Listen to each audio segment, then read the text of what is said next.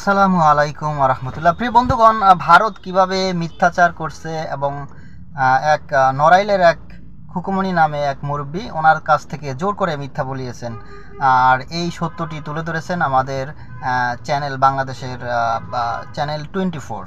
হ্যাঁ, তো চলুন আমরা দেখে আসি সে ভারতের মিথ্যাচার কিভাবে ধরা খেলো আমাদের টিভি চ্যানেলের কাছে।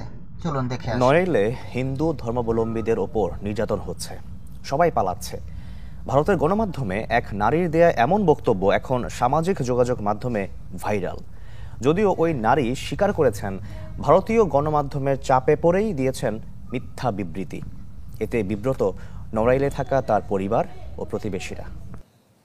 যারা যারা পাইছে তাদের তো কুপাকুপি যা করার দরকার তা করেছে, করার পরে তারপরে বলেছে যে যে যে পর্যন্ত পারেছে এই ভাষা কেউ পলায় চলে আসে, আর কেউ দেশে এখনো পলায় রয়েছে। ভারতীয় গণমাধ্যমে বাংলাদেশের হিন্দু ধর্মাবলম্বীরা কেমন আছে তার বর্ণনা দিয়ে বক্তব্য দেন নড়াইলের খুকুরানী। সামাজিক যোগাযোগ মাধ্যমে যার ভিডিও রীতিমতো ভাইরাল, মশলা হিসেবে কাজে লাগাচ্ছে ভারতের গণমাধ্যমগুলো। ওই জায়গায় বলতেছে যে হিন্দুদের কোনো স্থান নেই, আমরা মুসলিম রাষ্ট্র করব বাংলাদেশকে।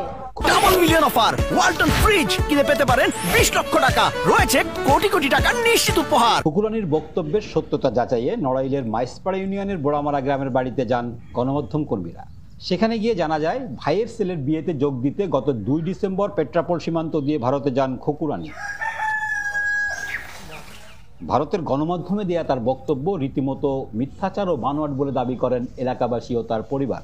তার এমন বক্তব্যে বিব্রত পরিবার ও প্রতিবেশীরা।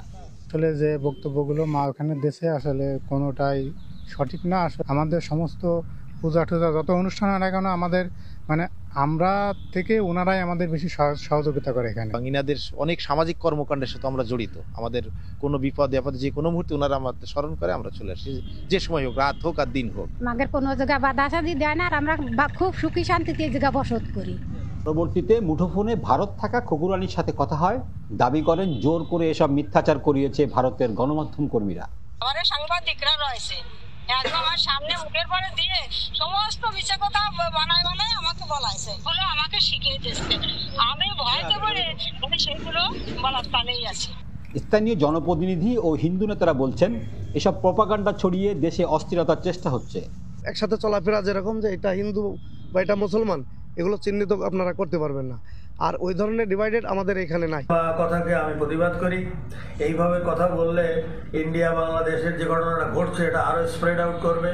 আমি এর থেকে সরে আসতে বলি হিন্দুদেরকে, যার জন্য সম্পত্তি। তো বন্ধুরা, দেখেছেন যে কিভাবে মিথ্যাচার করছে ভারতের মিডিয়া। আসলে আমাদের প্রত্যেকের উচিত, ভারতে যে আমাদের মুসলিম ভাইদেরকে যেভাবে নির্যাতন করা হয়, শুনেছি আসামে নাকি এখন প্রকাশ্যে মানে প্রজ্ঞাপন জারি করেছে যে গরুর গোশত হোটেলে কিংবা প্রকাশ্যে খাওয়া নিষিদ্ধ। মানে চিন্তা করুন তারা কতটা কট্টরপন্থী এবং কতটা উগ্রবাদী। হ্যাঁ, আসলে এগুলো প্রচার করা দরকার আমাদের, এগুলো বারবার আমাদের মাঝে প্রচার করা দরকার, আমাদের মুসলিম ভাইদেরকে বাঁচানো দরকার। আসলে আমরা যখন 47-এর আগে যখন মানে আমাদের এই দেশগুলো মুসলিম ভাগ হয়ে গেল, পাকিস্তান রাষ্ট্র হয়ে গেল, এখানে মুসলিম চলে আসলো, কিন্তু ওখানে তো আরও মুসলিম রয়ে গেছে ভাই, তাদেরকে কে বাঁচাবে? এখন তাদেরকে ছেড়ে যদি আমরা বলি যে আমরা ভালো আছি, তাহলে এটা কিন্তু এক প্রকার মুনাফিকের মতোই হয়ে গেলাম।